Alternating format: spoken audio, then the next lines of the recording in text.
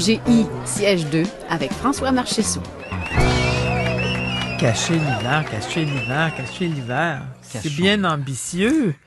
François, cacher l'hiver. Comment ça va, ça, François? Ça va très bien, toi, Monique? Aimes-tu l'hiver? J'adore l'hiver. C'est vrai? J'adore l'hiver. Non, ben c'est bien. Ouais. De toute façon, autant l'aimer parce que qu'est-ce qu'on y peut? Ouais, j'aime marcher l'hiver surtout. Ça alors? Ouais, ça, j'aime ça. Bien chaussé, c'est vrai. Bien chaussé. Tu sais, on te dirige vers un café, puis là, tu vas prendre un café, tu ressors dans la neige. J'adore ça. Tu finiras peut-être par me convaincre. Nous allons, je crois, parler de Marie-Pierre aujourd'hui. Nous allons parler de Marie-Pierre Arthur, rang J, siège 2, sur la route encore. Et je me suis rendu le plus loin à date que je me suis rendu pour la chronique. Donc, le Jack Kerouac de la chanson. je me suis rendu à Lévis, à l'Anglicane de Lévis, pour voir Marie-Pierre. Un lieu, je te dirais, Monique, vraiment extraordinaire. Peut-être la plus belle église transformée en salle de spectacle que j'ai vue. Il y en a vraiment de très belles, mais celle-là particulièrement, l'acoustique est fantastique. Ma petite église de Saint-Eustache, pas pire. C'est très beau aussi. Mais en fait, je vais le dire tout de suite, je vais le dire à la fin de la chronique, mais j'ai fait un appel à tous en début de saison. Oui. On disait, nommez-moi, est-ce que c'est le plus beau lieu de diffusion, est-ce que c'est chez vous? Mais là, je vais réitérer aux gens, aux diffuseurs et aussi aux auditeurs, est-ce que vous croyez que vous avez la plus belle église transformée en salle de spectacle chez vous? Et si c'est le cas, écrivez-nous et puis j'irai voir ça. J'en ai vu pas mal. Par contre, ça se pourrait que vous m'écriviez. Si vous m'écrivez de Waterloo, de Bromont, je les ai toutes vues. Mais, il doit en rester quelque part que j'ai pas vu. François Ier de la chanson, je vous dis. Mais In nomine Padre et Spiritus Sanctus. On y chante, on y chante. Marie-Pierre était donc à l'Anglicane de Lévis. À l'Anglicane de Lévis. Et c'est drôle parce que, au début de la chronique l'an passé, c'était pas prévu comme ça que j'allais voir des salles, mais j'ai commencé à faire ça, aller voir des salles ici et là, plus près de Saint-Jean-sur-Richelieu. Et là, je veux de plus en plus loin. Non, parce que le gars peut sortir de Saint-Jean aussi. Oui, mais c'est finalement, j'adore ça. J'adore aller voir les lieux, mais bon, l'Anglicane, c'est beau, mais le vieux Lévis, je connaissais à peu près pas. Et j'ai passé le week-end là. Et j'aime cette espèce de proximité avec les gens, de voir les gens du milieu là-bas.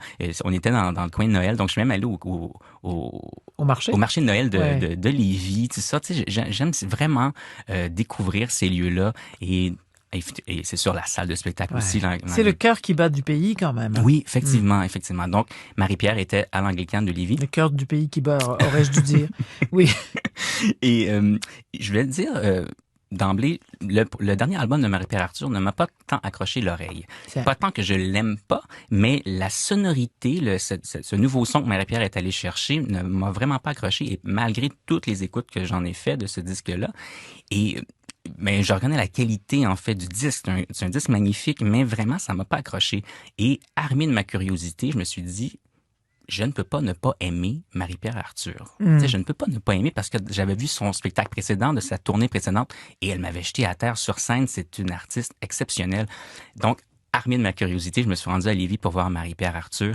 Et assis là avec mon café, j'ai été totalement séduit par ce que Marie-Pierre fait de cet album-là sur scène. C'est extrêmement beau. Et ceux qui aiment l'album, ne soyez pas inquiets, vous allez aimer aussi le spectacle parce qu'on est un peu ailleurs, on est dans des sonorités plus rock que sur l'album. Sur l'album, on est dans quelque chose des fins des années 70, c'est plutôt langoureux, alors que sur scène, on arrive et on a envie de danser, on a envie de bouger sur les musiques de Marie-Pierre. On est vraiment ailleurs que sur l'album. C'est sympathique, ça, quand on nous propose autre chose, parce qu'autrement, on reste à la maison puis on met le disque. Quoi. Oui. Hein? Et j'ai déjà vu des artistes pour qui j'aurais mis le disque. En fait, bref, on n'en rentrera pas là-dedans. Mais Marie-Pierre ne fait pas ça. Et vraiment, elle offre un spectacle vraiment magnifique. Il y a derrière les musiciens et elle sur scène, et je lui ai demandé à la fin du spectacle si elle traînait ça partout, des espèces de grosses lumières de couleurs. Ça ressemble un peu, les gens de ma génération qui connaissent un peu les jeux vidéo, Tetris. Donc ça ressemble aux lumières de Tetris derrière. Oui, je vois. Et donc, puisque les lumières viennent de derrière, parfois, on voit que leurs ombres à eux. On voit plus leur visage, on voit seulement des contours noirs. C'est vraiment formidable. Et on avait envie de danser. On a fini par danser à la fin du spectacle. Tout l'Anglicane était debout et on a bougé sur les musiques de Marie-Pierre Arthur. Un spectacle vraiment à découvrir et à voir. J'en suis, persuadé. Il en est tout ainsi. Oui, mais à la fin du spectacle, c'est drôle parce qu'ils sont descendus dans la salle, les musiciens. Ils sont passés juste à côté de moi. Je me suis retourné. Ils sont montés sur la chaise qui était juste derrière moi. Marie-Pierre était là. Sa choriste Geneviève Jaudoin, son guitariste. Ils ont chanté la pièce Pourquoi? Et j'ai souri, Monique, et je me suis dit, ouais, je savais que je ne pouvais pas ne pas aimer Marie-Pierre. Ouais. Alors, est-ce qu'elle a d'autres dates à son agenda? Elle en a, oui, quelques-unes. En février, elle sera entre autres à Rivière-du-Loup, Saint-Hyacinthe, Longueuil, La Chine.